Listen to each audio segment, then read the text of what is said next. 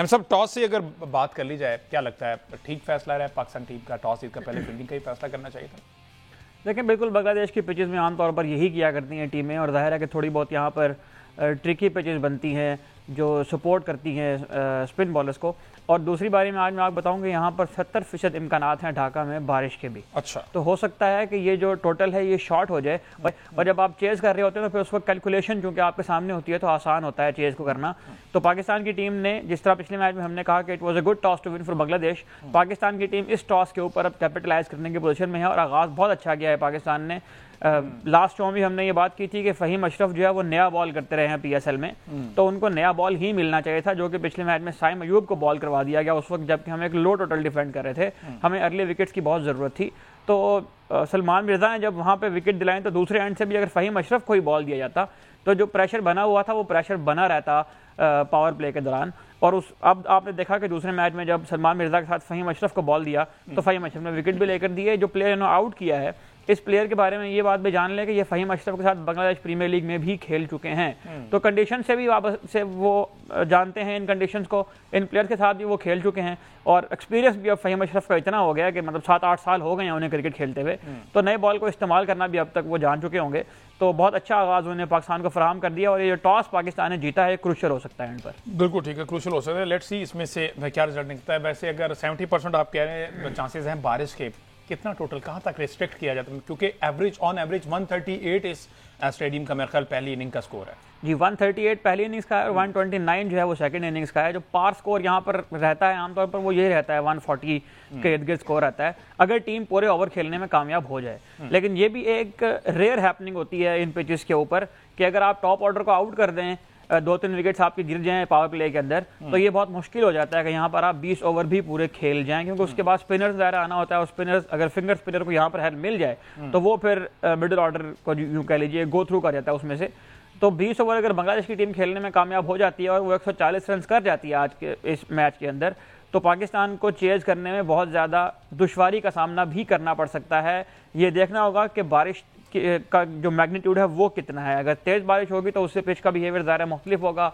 हल्की बारिश होगी जिसे हम अपनी लोकल ज़बान में कहते हैं कि छट्टा पड़ा अगर बारिश का, तो उसके बाद जो बिहेवियर है पिच का वो देखना पड़ेगा कि क्या होता है बारिश के बाद।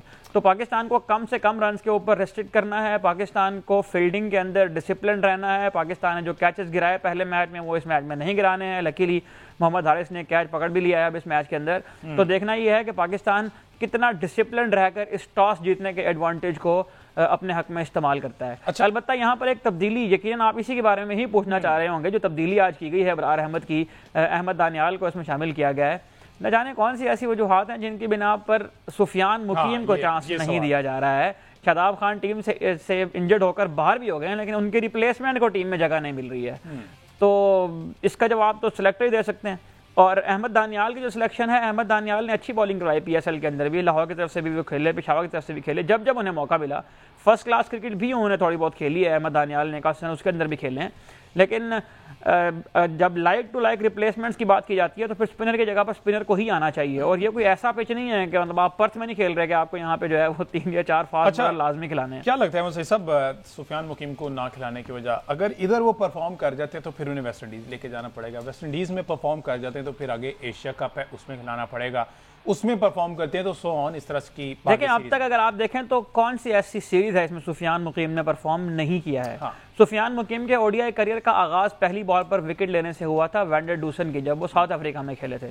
उस मैच में गो के रन उन्होंने थोड़ा सा कंसीड किए थे शुरू के ओवर में, लेकिन 52 for 4 उनका फिगर था उस मैच के बाद भी। और सुफियान मुकीम जो है वहां पर भी एक मैच खेलने के बाद टीम से ड्रॉप होते हैं, उसके बाद वो जिम्बाब्वे के सीरीज में जाते हैं, वहां पर भी उनको पूरा मौका नहीं मिलता है। उसके बाद पाकिस्तान की टीम सुफियान मुकीम को मुख्तलिफ दौरों में साथ रखती है। न्यूजीलैंड के दौरे में शादाब खान को पहले 3 मैचों के बाद जब ठीक ठाक मार पड़ती है उसके बाद इनको मौका मिलता है और उस मैच में इन्हें 2 ओवर करवाए और 6 रन इन्हें कंसीड किए, जबकि शादाब खान उस मैच में भी 2 ओवरों में 30-35 रन खा चुके थे। उसके बाद सुफियान मुकीम फिर दोबारा नजर नहीं आए। सुफियान मुकीम अब टीम में सेलेक्ट हुए हैं, पहले मैच में वो टीम से बाहर है, उन्होंने जगह अबरार खेले। आप अगर जिम्बाब्वे जैसी टीम के खिलाफ खेल रहे हैं, बांग्लादेश जैसी टीम के खिलाफ खेल रहे हैं और आपने जहां पर अपने सीनियर प्लेयर्स को रेस्ट करवाने का एक रिस्क ले ही लिया है, तो वहां पर इस नए बच्चे को चांस देने में क्या हर्ज है जो बच्चा मुस्तकिल परफॉर्म भी करता आ रहा है। खौफ इस बात का है कि सुफियान मुकीम अगर परफॉर्म कर गया, इस तरह से आपने कहा है कि फिर सुफियान को टीम में रखना मजबूरी बन जाएगी। सुफियान को टीम में रखना मजबूरी बनेगी, तो फिर कहीं ना कहीं ये बात जरूर होगी कि शादाब खान, जिनको आप फ्यूचर में कैप्टन के तौर पर कंसीडर करना शुरू हो गए हैं, उनको टीम से ड्रॉप करना पड़ेगा।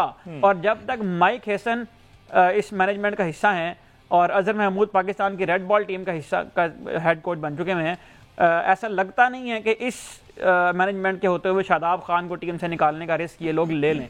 लेकिन सुफियान मुकीम को ना खिलाने की बज़ाहिर इसके अलावा कोई वजह नजर नहीं आ रही कि अगर वो परफॉर्म कर गए तो फिर उनको टीम में रखना मजबूरी होगा, क्योंकि परफॉर्मेंस तो उनकी ठीक रही है हर जगह पर ही। बिल्कुल ठीक है। और सुफियान मुकीम, जिस तरह से आपने कहा कि स्टार्ट्स में पहला मैच ही उनका था, पहली बॉल ही उनकी विकेट की बंदे दुसन की थी। बहरहाल ये बातें डेफिनेटली पीसीबी में भी सुनी जा रही होंगी। सिचुएशन के अकॉर्डिंग नहीं खिलाया जा रहा जहां तक हमें लगता है, क्योंकि पहले मैच में हमने देखा कि फास्ट बॉलर को मदद मिल रही थी, स्पिनर को उतनी हेल्प नहीं मिली। और दो मेहदी ने अच्छे बॉल किए हैं लेकिन उतनी हेल्प नहीं मिली, फास्ट बॉलर ने ज्यादा। तो शायद इस पर्सपेक्टिव में ये तीनों मैचेस फास्ट बॉलर के हेल्प रहे।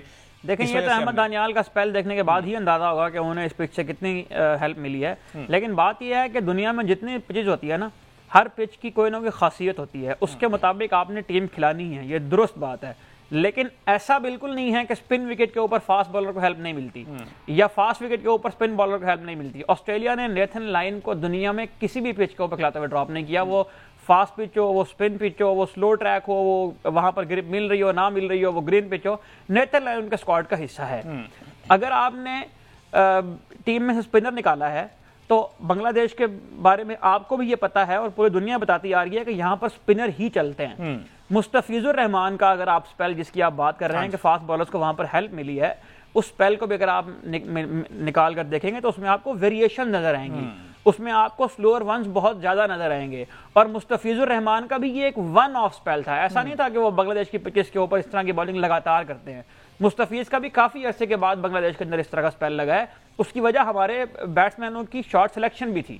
तो आपको अगर ऐसी पिचेस के ऊपर जहां पर आपको पता है कि स्पिनर को हेल्प मिलनी है, तो वहां स्पिनर के बदले स्पिनर की ही रिप्लेसमेंट बनती है। Nothing bad against Ahmed Daniyal, he is very talented और मैं उम्मीद करता हूं कि आज वो अगर कामयाब हो जाएंगे। लेकिन अहमद दानियाल को भी अगर आपने खिलाया तो नया बॉल तो आपने फिर उनसे सलमान मिर्जा और फहीम अशरफ से करवा दिया है, तो अहमद दानियाल को आप कहां इस्तेमाल करेंगे? अब्बास आफरीदी के खिलाफ जब आप उनकी बारी आएगी बॉलिंग करने की, उस वक्त तो खुशदिल शाह और मोहम्मद नवाज बॉलिंग कर रहे होंगे। दरमियान में जरूरत पड़ने पर अगर आपको ये महसूस होगा कि यहाँ पर स्पिन ट्रैक चल रहा है तो सलमान लिया खुद बॉलिंग करने आ जाएंगे। तो मुझे नहीं लगता कि अहमद दानियाल को भी आज 4 ओवर पूरे कराएंगे। बहरहाल ये प्लेइंग 11 अभी मेरे पास तो कुछ है नहीं। प्लेइंग 11 में इस टाइम कौन है, पिछले मैच में कौन था, अगर वो कुछ एक ही तब्दीली इस टीम में की गई है, अब्रार की जगह पर अहमद दानियाल को शामिल किया गया, बाकी टीम सेम है। हाँ ठीक है। अच्छा, और अब सवाल ये बनता है, क्या समझते हैं साहिबजादा फरहान आखिर और क्या करेंगे, उनको जगह मिले, और अगर मिलती भी है तो किसकी जगह? बाकी भी तो परफॉर्म कर रहे हैं। सवाल ये अब फैंस की जानिब से मुसलसल किया जा रहा। साहिबजादा फरहान एक तो ये करें कि ये जो बैट स्पीड की वीडियोस आती हैं ना पीसीबी की तरफ से, कोशिश करें कि इनमें किसी वीडियो में इनको जगह मिल जाए, क्योंकि पीसीबी में सिलेक्शन का जो क्राइटेरिया है वो यही है कि आपकी बैट स्पीड अच्छी हो, आपका स्ट्राइक रेट अच्छा हो, आपका इंटेंट अच्छा हो, आपको शॉट मारनी आती हो या ना आती हो।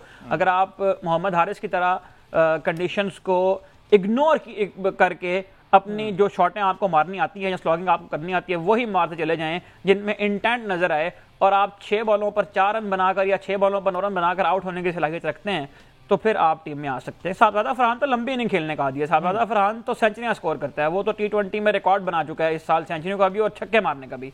तो इसके अलावा जो चीजें करने वाली रह गई वो फिर यही नजर आती हैं कि वो कहीं पीसीबी की रील में नजर आए, कहीं पीसीबी की जो मार्केटिंग की टीम है एक अच्छा मैनेजर भी रख लें, ये बड़ा अच्छा मैनेजर रख लें, सोशल मीडिया पर कंपेनिंग शुरू कर दें, तो मेरा ख्याल है कि वो टीम में आ जाए। अब जरा पैसे इन्वेस्ट करें ना सोशल मीडिया पर, फिर डेफिनेटली। अच्छा, हमने देखा लास्ट मैच में भी मोहम्मद नवाज जो हैं वो ऊपर आ गए, खुशदिल शाह के लास्ट में शो में भी हम बात करना चाह रहे थे।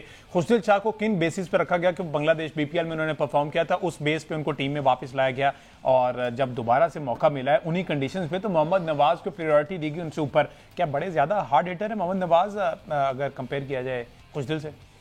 लेकिन सबसे पहली बात तो ये है कि अगेन वही बात है, कंडीशंस के अकॉर्डिंग अगर आपने प्लेयर्स को रखना है तो फिर खुशदिल ही बनते हैं, और खुशदिल शाह का यहाँ पर एक्सपीरियंस भी है, लीग के अंदर खेले भी हुए हैं।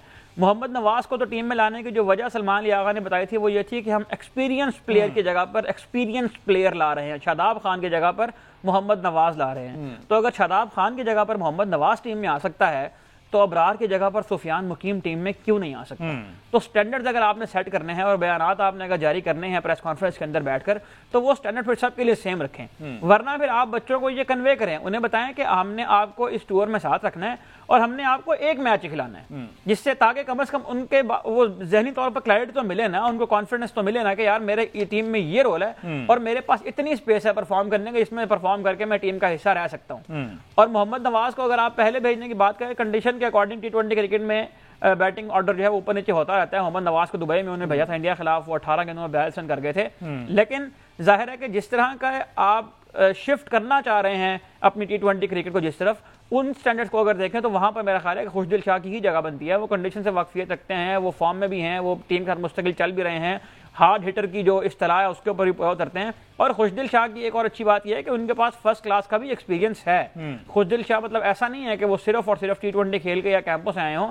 खुशदिल शाह फर्स्ट क्लास का भी एक अच्छा बैगेज अपने बैक पर रखते हैं। थोड़ा बहुत जहां पर स्टेबलाइज करना हो इनिंग्स को, वहां पर भी खुशदिल शाह कभी कभी काम आ जाते हैं। लेकिन खुशदिल शाह ने जो लास्ट मैच में फखर जमान को आउट करवा दिया इतना एक्सपीरियंस होने के बावजूद, उसमें कहीं ना कहीं सवाल निशान उनकी मेंटालिटी के ऊपर मौजूद है कि ये बात एक मेरा ख्याल है प्राइमरी स्कूल के बच्चे को भी ये पता है कि उस बैट्समैन के लिए सेक्रीफाइस करना होता है जो बैट्समैन क्रीज के ऊपर सेट है। तो खुशदिल शाह की अपर ऑर्डर में जगह तो बनती है मोहम्मद नवाज से, लेकिन जिस किस्म की इमेच्योरिटी उन्होंने लास्ट मैच में दिखाई है, वो अगर मुस्तकिल दिखा चले जाएंगे तो फिर जाहिर है कि मोहम्मद नवाज ही उनसे ऊपर है।